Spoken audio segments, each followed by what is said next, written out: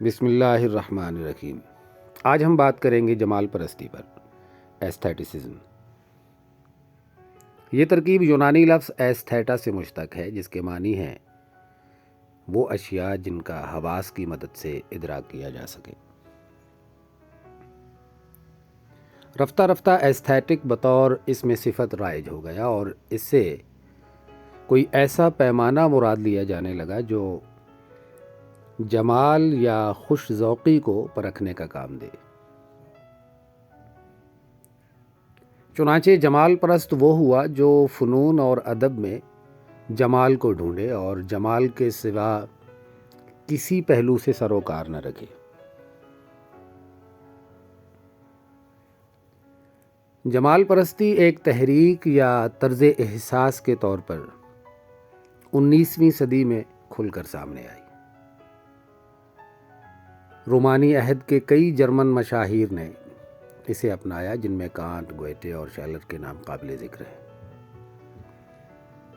وہ قائل تھے کہ فن کو خود فرمان ہونا چاہیے، یعنی اس پر کسی کا حکم نہ چلے اور وہ منمانی کرے۔ گویا اس نقطۂ نظر کو فروغ ملا کہ فن اپنے طور پر مکمل ہے اور خود تکمیلی کے سوا اس کا کوئی مقصد نہیں۔ وہ سبق آموز، سیاسی طور پر وابستہ، تبلیغی یا اخلاقی نہیں ہوتا اور اس پر کوئی غیر جمال پرستانہ معیار لاگو بھی نہیں ہو سکتا۔ یعنی اس بارے میں بحث بیکار ہے کہ فن کی کوئی افادیت ہے یا نہیں۔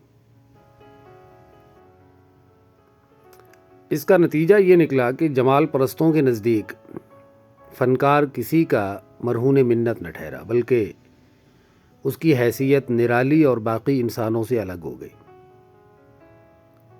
یہیں سے اس خیال کو بھی تقویت ملی کہ فنکار تو رند اور لاابالی ہوتا ہے اور کسی دینی یا دنیوی قدر کو نہیں مانتا۔ فن برائے فن یا ادب برائے ادب کی اصطلاح عام ہوئی۔ فن زندگی سے کٹ گیا، بلکہ زندگی کا متبادل قرار پایا۔ اس طرز فکر میں